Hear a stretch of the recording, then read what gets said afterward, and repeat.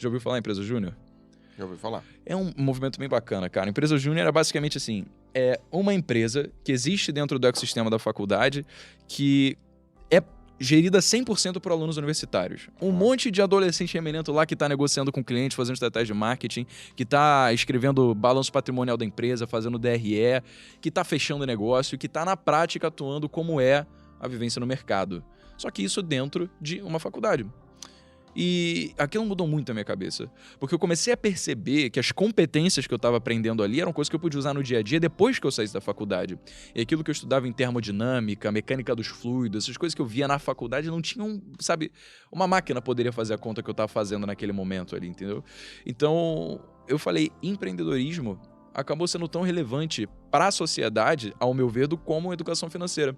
Porque se você olha quantas pessoas estão se formando agora na faculdade e não estão conseguindo emprego, você vê que existe uma defasagem entre demanda por empregados versus empresas que existem para ter esses empregados sendo contratados.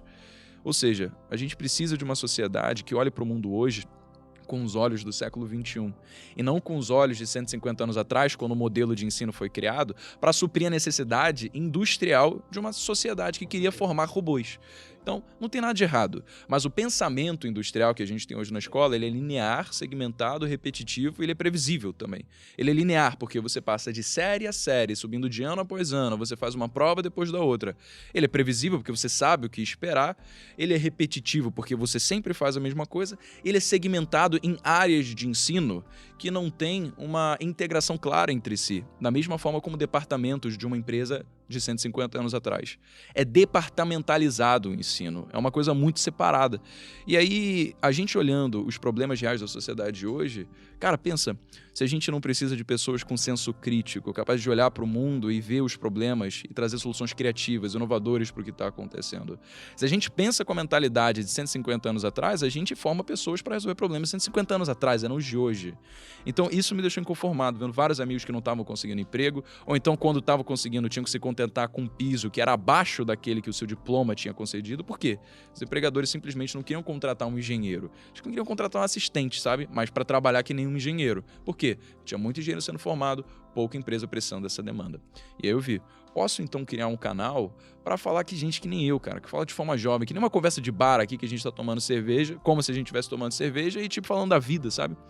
Só que eu com cara de moleque, obviamente porque tinha passado em empresa júnior, nunca tinha tido diploma ou certificado de educação financeira, acabei tendo alguma rejeição da minha família.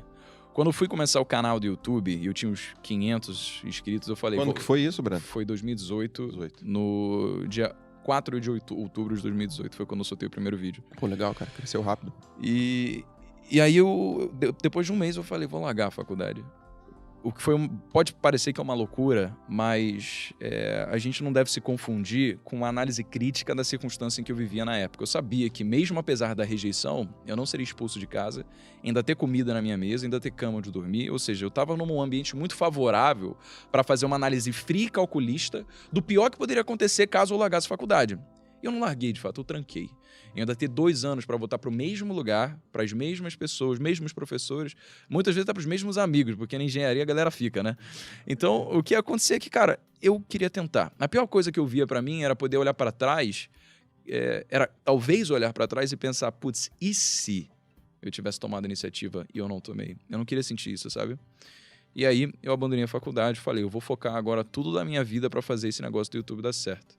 Daí foi o que aconteceu, cara. Eu comecei uma rotina frenética de acordar 4h30 e dormir às 10, fazer exercício para conseguir ter um corpo que sustentasse a mente, e foi crescendo. Chegou num momento onde cada dia estava tendo gente que estava acompanhando ali, e isso foi talvez até um pouco perigoso para minha família, que o meu tio, que é uma pessoa que eu admiro demais, irmão da minha mãe, tem um dia que ele me ligou, quando ele viu que as coisas estavam começando a engatar e que eu realmente não estava com o menor prospecto de voltar para a faculdade, ele falou, Brenão, isso não vai dar certo.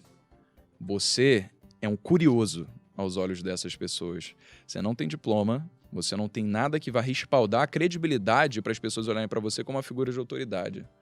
O que vai acontecer, as pessoas vão ver um moleque, vão ver alguma coisa, mas você nunca vai ser ninguém fazendo isso, porque você não tem o diploma.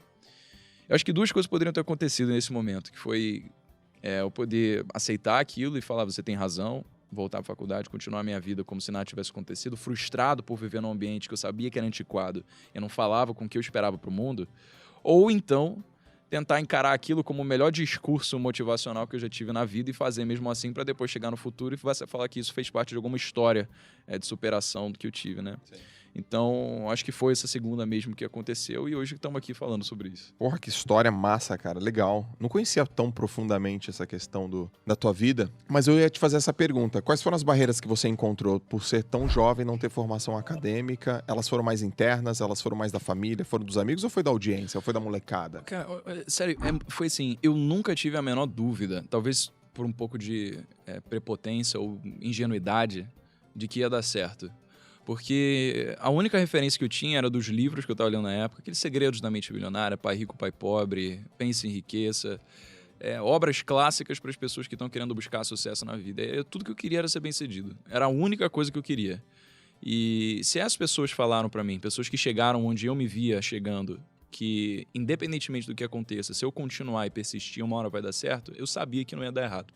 Então, todas essas adversidades, rejeição da minha família, do meu tio, que é uma pessoa que eu admiro pra caramba, vir falar pra mim que não ia dar certo, da minha mãe ligar pra mim chorando depois que eu falei pra ela que ia largar a faculdade, assim, foram coisas que me magoaram, mas não mudaram em nada o caminho que eu tinha dito pra mim hoje que eu ia seguir, sabe?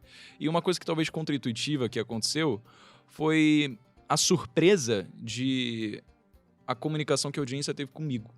Porque muito mais positivo foi os comentários, a relação de compartilhamento, de likes do que eu estava fazendo, depois que as pessoas souberam da minha história, do que de negativo, por saber que eu não tinha nenhum respaldo acadêmico para assegurar o conteúdo que eu estava falando ali. Então, o que aconteceu foi que uma bela surpresa, sabe? Eu vi que eu estava fazendo algo que, de fato, poderia ajudar alguma pessoa ou outra, porque de vez em quando chegava alguém e mandava uma mensagem falando, pô, legal, vi aquele vídeo lá, gostei. Eu falava, caraca, olha que doideira, eu não conheço essa pessoa. E ela mandava mensagem e eu achava que aquilo era a coisa mais legal do mundo. Então, aquilo me deu um gás para mostrar que pelo menos eu estava no caminho certo. E justamente por não ter aquele senso de existe uma pessoa que é jovem, que tá falando desse jeito com as pessoas, eu falei, cara, vamos lá, bola pra frente. Sabe? Pior que aconteceu, eu voltar daqui a 2 anos. E o que aconteceu foi, minha mãe chegou pra mim e falou, mas meu filho, já tem Primo Rico, já tem Natália Arcuri, já tem Perini, já tem Pitmani, canal do Holder, já tem tudo, um monte de gente aqui. Você acha que você vai conseguir fazer algum diferencial com tantas pessoas aqui que não estão no mercado também? Aí eu falei, eu acho. Eu acho sim, porque ninguém fala do jeito que eu falo aqui. Ninguém tá fazendo do jeito que eu tô falando, sabe? Tem 7 bilhões de pessoas no mundo e nenhuma delas é igual uma outra. Então, o que eu tirei de aprendizado disso foi que a gente não precisa pensar que inovação é você criar uma ideia revolucionária que vai resolver um problema que ninguém nunca viu e você vai criar um aplicativo que vai resolver o curso da humanidade e mudar isso para todos à sua volta. Pode ser simplesmente você fazer a mesma coisa que outra pessoa, só que de forma um pouquinho diferente. De forma um pouquinho mais sua, sabe? E ao longo do tempo trabalhar para se adaptar às circunstâncias à sua volta, fazer aquele ajuste fino para caminhar na direção que a maré está indo. E aí a gente começa a crescer. Cara, muito forte a sua mentalidade. Pô, legal. Incrível, cara. Caraca. Agora, antes de você monetizar no YouTube, com o curso, com o teu negócio, como é que você se mantinha nesse período de construção?